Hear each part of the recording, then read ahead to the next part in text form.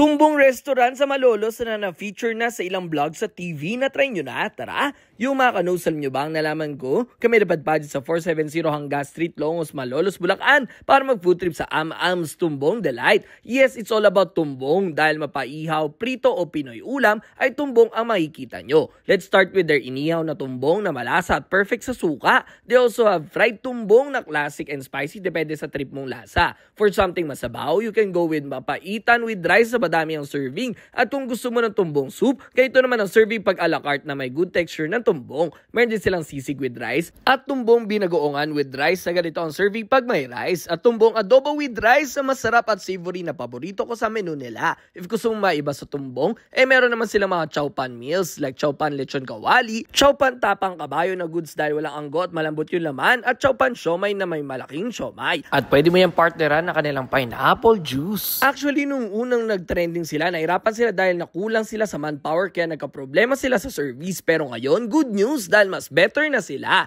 This is the operating hours kung pupunta kayo o ano pa hinintay nyo. Tara na dito sa Am-Ams Tumbong Delight sa Malolos, Bulacan. Let's go!